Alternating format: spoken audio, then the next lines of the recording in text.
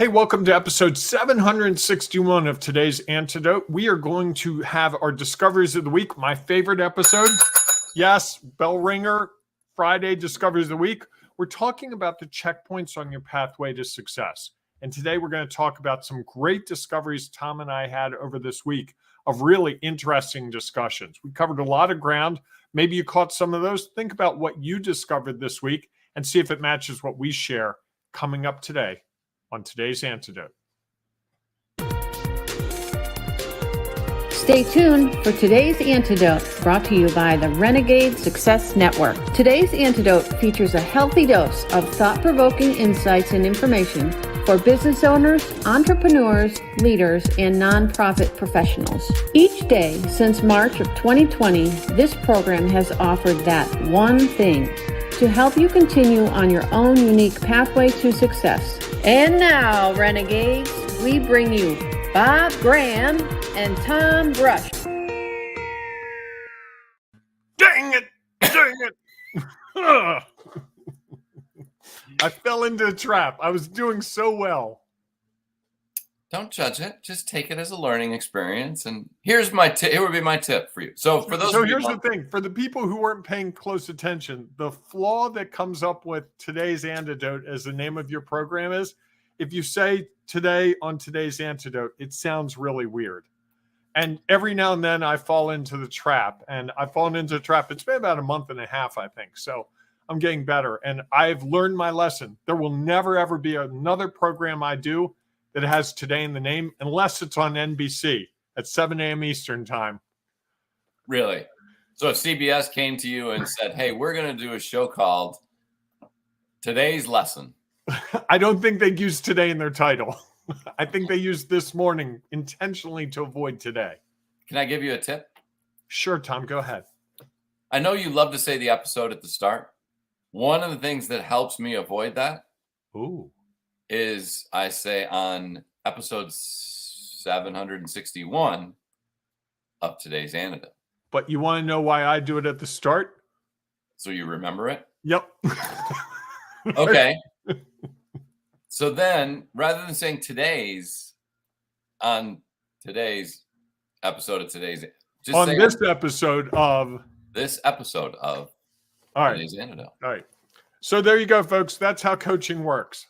Simple situation, offer possibilities, and then let the person embrace it. And I'm not kidding. That literally is how coaching works. That's what Tom does with people. That's what I do with people all the time. I don't tell them what to do. Tom doesn't tell them what to do. Suggest sometimes. Suggest, but not in a way that I've never said to a person when they're like, I'm not going to do that. Oh, how dare you? I'm leaving. You can no longer be coached by me. Quite the opposite. Yes. And I think that's one of the things people think. Two myths about coaching that I hear. One is, I'm going to work with you and you're going to tell me exactly what to do.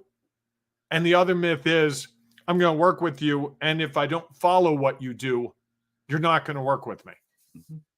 And I think those are two. I hear them a lot, and I've talked to people at parties about coaching. And like, oh, I wouldn't want to coach for my business because I don't want someone to tell me what to do. And then the other person will be like, oh, I'd love someone to tell me what to do, because then if it was wrong, it wouldn't be my fault. Yes, the judgment game. Yes. And it's funny. One of the cute things about this setup that we have, interesting things about one of the what setup? StreamYard and the way that we do this. Okay. So while the intro is playing, we can see each other down in this little sort of like, here's what the camera is still viewing. And Bob was going through all sorts of gyrations and actions. A little bit like this, beating my head with my iPad. He was doing a lot of judging at the moment about the introduction that he had done. But it was also to get you a laugh, because I could see that you were watching. Yeah, it's just more insight into what is real for Bob Graham. I think what you saw is what goes on in my head being expressed openly. Yes, fair enough. All right, everybody. Good morning and welcome to today's Antidote, our daily broadcast and podcast where each week we have a conversation around the topic all month, we've been talking about your pathway and a lot of the things about helping you get started with that pathway this month. Some really great conversations. So I would encourage you to go back and listen throughout the week as we've talked about your pathway preparation, to the destination, a desired route. And all week we've been talking about the checkpoints along the way and the value of setting them up now. Well, an early entrance of Sam Hunt today. He likes your voice. If you are on the podcast and you don't know, Bob's cat occasionally shows up when this podcast happens. And so Bob now is sharing a picture of his cat. And if you haven't seen his cat because you're on the podcast, go to his LinkedIn profile. He has plenty of images of his cat doing all sorts of different things that he finds a way to turn them into anecdotes around business. Interesting. Thank you. Very kind words. Appreciate the plug. Absolutely. Tom, we should point out early on, I should have done it sooner. We are recording this episode because your son Keegan is getting married tomorrow, Saturday. Yes. Congratulations. One leaving the nest for good, 2 more to go, right? Can you hear all that noise? Yes. What's going on with Sam Hunt? Oh, shoot. He hit the mute button. Funny. How many times the cat has figured out when he's heard too much of Bob. Now he's got the camera. Now he's gone. So I will just keep talking in our intro while Bob works on getting reconnected and getting his setup. That's what happens when you introduce a cat to the show. Chaos ensues. Now, if you're listening to the podcast and have no idea what's going on, Bob is all set up. Thing? Yes, sort of. Okay, he got himself into one of these and could not get himself out and was moving around the floor with it, trying to get out. And for those on the podcast, this is a tripod, a light stand tripod.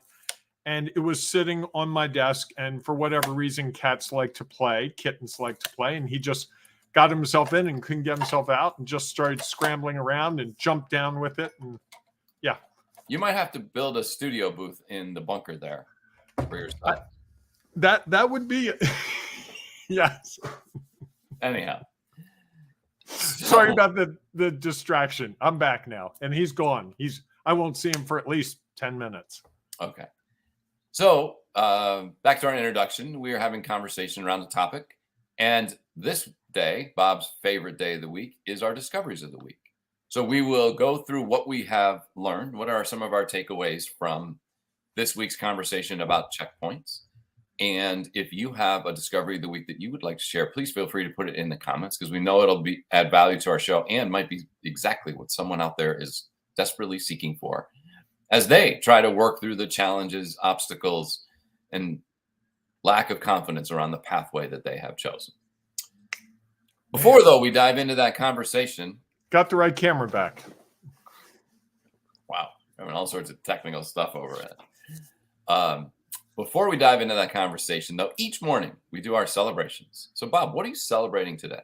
I'm going to celebrate the fun that my cat, Sam Hunt, brings to me because every day is a different experience with a cat. You know, he's about 6 months old, and I've had him since he was about 8 weeks old, and we have gone through various stages of development. And as someone who never had children, I now understand parents who don't get full nights of sleep in a way I didn't before. I could be somewhat sympathetic, but now I'm empathetic, having lived it myself. And still it's different. It is different, yes. He probably doesn't wake you up every 2 hours. We had a couple of weeks where that was the case. All right, so you're getting some understanding. And he likes to get up around 4:30. And even with the time change, he got up at 4:30. I don't know how he knew the hour change. I guess cats have some sort of device that gets them on track. Maybe you need to pause in a checkpoint and try to figure out what are the takeaways from that and how do you leverage that moving forward? Well, someone would say to me that I just am too good to my cat and that he controls my life. Oh, that could be. which possible. I would imagine. I think probably like with kids, you have stages of where you're at. Like the first stage is you're so in love with this kitty. Isn't it great that you have this kitty in your life and it's a part of you? And that lasts a while. And not, then there's not that like, long when they wake you up every 2 hours. and then there's like the chaos that they bring, and okay. Then there's the stage of, why did I get this kitten? What was I thinking? And eventually you get to the stage of, it just is what it is. I also went through a stage where it was a tax write-off. I've had several people, because as you pointed out, I used my cat in some marketing, and I've had several people say, well, you can totally deduct vet bills and all that. I'm not sure I believe that. And I should point out, neither Tom nor I are tax professionals, lawyers, doctors, or psychiatrists. So anything we say that might move into those ranges, please take it as outsider perspective, not actual advice. Fair enough. There. Good celebration, Sam Hunt. There you go. So my celebration today. I wonder what it's going to be. I think it's going to be different than what you think. Okay, go ahead. So my celebration is that today, many days, I've stood in front of a room and given presentations. I've led discussions. I've been a speaker. I'm more than I could ever count. Today might be I'll be able to do the presentation that will be, and I'm going to, a judgment here, not only my favorite, the best one of all. So far. Yes. And trust me, so far. Okay. And there's I can only think of maybe two others that might top that. That's exactly what I was going to say. Anyhow, up to this point, it will be my favorite of all presentations, where I get to stand up, and even though I'm the father of the groom, they've offered me the opportunity to do a little toast at the rehearsal dinner. Do you know what you're going to say, or is this going to be in the moment? No, I haven't written it down, but I have a pathway that I'm excited about. Okay. That I think will tie a lot of things together, which is. Could you ask your wife Liz to record that? I was going to do that. Okay, I think some of us would like to hear it. Maybe you might. You could. Would you post it in the Ring Renegades Facebook group for all of us to share? I might. Okay. I might. It depends. I think it just be, for people who get in that position, that can be awkward. I also think it's a nice celebration. And we often talk about elevator pitches and our 3-minute pitch and our sales pitch and our phone call pitch. This is a different kind of speaking, but in many ways very similar. Yeah. Got to hold the audience attention. Got to be relevant. Got to be engaging. Yeah. And we'll see if I get all the way through it. Think you might cry? I don't know. I don't think so. Maybe. Okay. Only because some of the circumstances surrounding it. Because it sort of involves something that my mom did for us that I've shared on this show before. And how that has played a role in my life for a long time, and how it ties into. You just have to wait to see. I'm not going to give this one. I have no idea what you're talking about, and I've been to most of these shows. You can think about a poem. That's a little tip. Anyhow. Oh. So that's my celebration. Okay. Then I'm excited about giving this toast to my son and his. At that point, will still be his future bride. Will Liz stand next to you as you do this? Well, it's going to be hard for her to stand next to me if she's recording it. Well, I'm assuming there are 20 some odd people at least at this rehearsal dinner. I think you could hang your phone to someone and ask them to record it. That's probably what I will do. I can think of a couple of people who could do that. So, for the guy who's never given away a child, because I have no children to give away, I feel like I'm offering a lot of really good advice here on this. I'm giving some advice. I'm not going to judge whether it's good or not. It's just advice, feedback. Okay, fair. How about that? All right, that's good. I appreciate that you are offering it, and I find value in it, and it has an impact on what's real for me. I'm just not going to judge it as I don't think that's fair. I see how it cuts both ways. You think I'm not committed to this language and the things I talk about? No. I'm sure there's someone going, he should be committed for it. Well, that's probably as well. Okay, let's move on. As much as that was enjoyable, time to move on. Okay. So, Bob, as we talked this week about your pathway and the checkpoints along that pathway, what's your discovery of the week? or some of the discoveries? I think the biggest discovery I had over the course of the week was that we are constantly evaluating at checkpoints if we choose. We have so many checkpoints that we can evaluate things at. Look at where we are, and are we going towards what we intended, or do we want to change it, or do we need to shift things? We have so many of those checkpoints, and I think so often I think of things as from A to B. Like I think I gave the example yesterday about going to date night, that I go from work to date night and I was having trouble because the time was very close and I was bringing work to date night and that wasn't fair date night. And so I built an hour in to make a shift in my mindset. And I think that's the thing that I had never thought about that. I was just like, okay, I'm going to work. I'm going to go to date night. When I started to think about it, it's like, okay, there are a couple things I can do in preparation for that earlier in the day that set that up to be a better experience, including texting Jen and saying, hey, I'm looking forward to tonight, which was something I wasn't doing and something I'm still not really good about. But it helps set the stage for it. Did you hear what you say? You just said?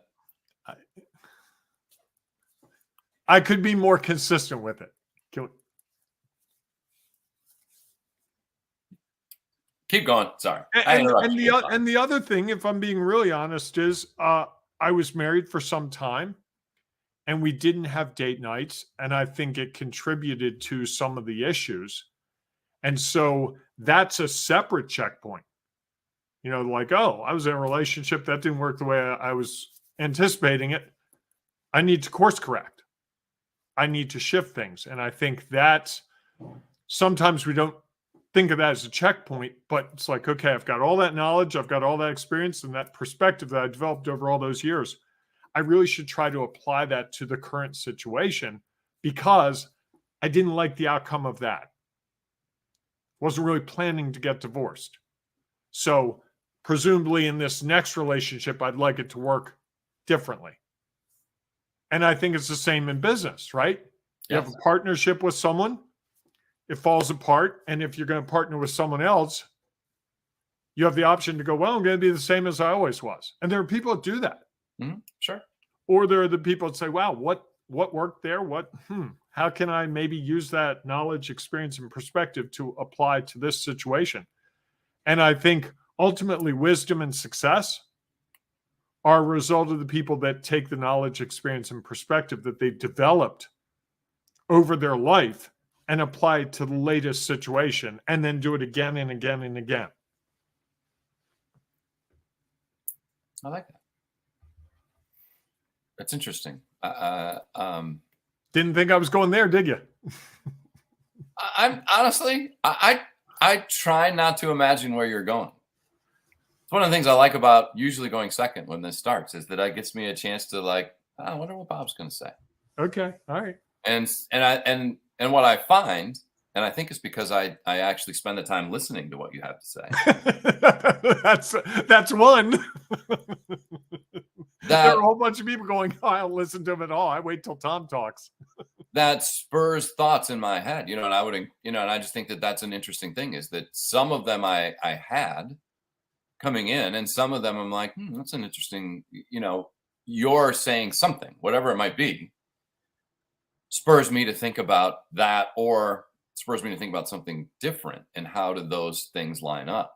So it brings you new knowledge, experience, and perspectives that you can apply to that current situation. And in and of itself, that's another checkpoint. Certainly. Right. And I think, think that's the thing. That's the other thing I would say is there are a million checkpoints in a day if we choose to use them that way. Yes. And sometimes I think we gain some of that knowledge, experience, and perspective without intentionally considering it a checkpoint. It is a checkpoint because you've given it thought like, okay, how could that have gone differently? And I think that, in thinking about that was when you mentioned that yesterday about and you actually said takeaways, that there's millions of opportunities for takeaways. And I said, yeah, there's millions of opportunities to have checkpoints. it got me thinking about the value, and it also got me thinking about the challenge that creates. Is this could be an overwhelm of information for people. And I think one of the things that gets leaders stuck is almost like too much data, too much information, where they don't know what to do with all of it. And I think sometimes if we, because I like to use the driving analogy, if I pulled over and stopped and spent really a lot of time about thinking all the things I could have done differently, I could be stuck at that checkpoint for a long time and just keep thinking like, oh yeah, and that brings up this, and this brings up another thing, that brings up another thing and another thing. And I think that fire hose just gets overwhelming. And I think that at some point we need to consider how much do we take away from each checkpoint and how much value can we gain? Because there's a ton that can be gained. And I think oftentimes that ton that can be gained is almost like too much. It's like if we get too much knowledge, we're like, oh my gosh, how's that? Or if our perspective is dramatically changed based on some takeaway, it can be overwhelming. It's almost like our systems aren't ready to handle all of that. And so, one of my discoveries in thinking through that is how do we just really try to think about one or two things? It reminds me that, one of the things that my wife Liz taught me when helping officials, because we officiate girls and women's lacrosse, and she's been doing it a lot longer, that if you do a checkpoint after a game and you ask somebody to give you feedback, and if I roll out 10 things for you to think about or consider, you're going to walk out on the next time you do a game and you're going to be like trying to go through all the 10 and I need to do that. And you're going to be so focused on the takeaways you're trying to incorporate, the new knowledge, experience, and perspective you're trying to incorporate, that you're going to miss the opportunity to do the things that you are actually on the field there to do. And I think it's the same that's true. Like if we get, you can ask for feedback from your team on a meeting, on a program that you've done, and it can be overwhelming when you get it all. And I think that overwhelming causes us to just be even more uncertain, less confident, and feeling like, well, I got to throw this all out and I got to start all over again. And I think sometimes that's an overreaction to the opportunity we have to just do a checkpoint and check in. It's kind of like why I like the word pause for a checkpoint. It's like it's not full stop and let's dive into everything we could. It's as I'm going through and continuing after this action, what might I have done differently, and how can I incorporate one of those things into what's real for me the next time? That make any sense? It's a comma, not a period, huh? For us grammar folks.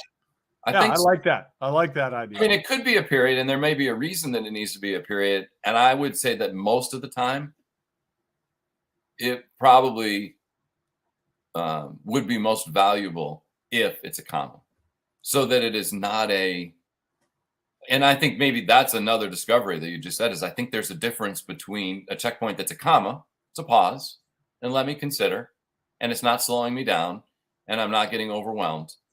And it's a period where, okay, this is a good time that I need to take a look at it and really sort of measure where we're at, and then think about how does that impact us going forward. And I think those are scheduled, more regular. And as we talked about earlier in the week, one of the benefits of scheduling those is it takes a lot of the emotion out of the checkpoint. It's like, okay, it's not in the moment. It's something that we planned long ago. We don't even know why we picked that date, except it seemed like a good date and we were available and said, this is when we're going to check. Great. Now we period stop and really do a deeper dive, where on a normal basis, I think that comma pause is of value, and it doesn't get us feeling like, oh my gosh, in the moment, I got to make this huge decision. I need, every minute of every day I take an action, and then I need a period stop, checkpoint, and spend a ton of time measuring in that way. Yeah, I like that. I think of if you're looking for a comma example, I think what Tom did in coaching me at the beginning of the program with the tip on how to do the introduction would be a comma. It's quick, boom, here it is, and we move on. Versus, Bob, we really need to talk about how you do the introductions. Let's schedule a 2-hour meeting. And we're going to look at the last 761 episodes one by one and evaluate your introductions versus mine. That's a period stop. We're going to, and both have a place. Don't get me wrong. There's a time and place for all of that, but knowing which one fits. And that's what we're going to talk about next month, right? Some of those topics.